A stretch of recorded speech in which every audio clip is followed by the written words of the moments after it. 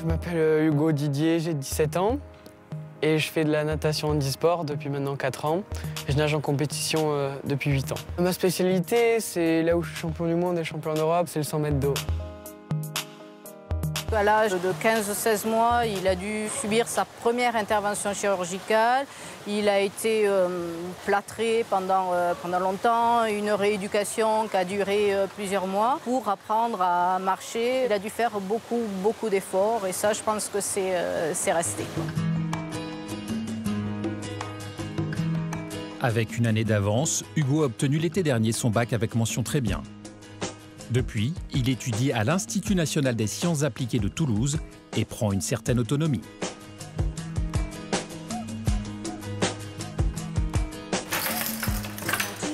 Bienvenue chez moi.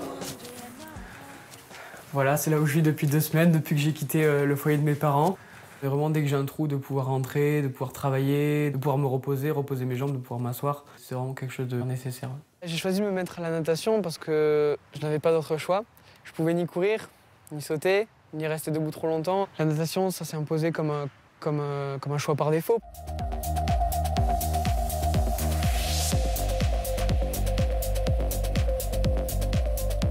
Lorsqu'on sort d'un entraînement, qu'on a fait une grosse série, que c'est difficile, et que notre coach nous dit qu'on a bien nagé, on peut être fier de nous.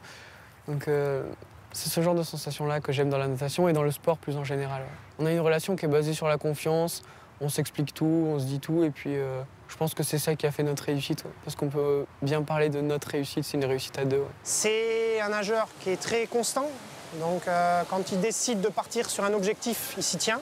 Il est très régulier dans sa pratique. En termes de mental, il a très peu de trous, il a très peu de phases de moins bien, de lassitude.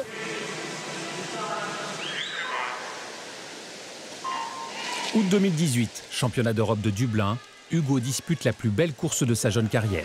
L'Italien, je savais qu'il allait partir plus fort que moi. Donc je me suis dit, c'est pas grave si t'es derrière aux 50 mètres, il faut juste tout donner à la fin. Et après, je l'ai vu, je commençais à voir un peu ses mouvements de bras en dos. Du coup, je me suis dit, c'est là que ça se joue, faut rien que tu lâches, et j'ai rien lâché.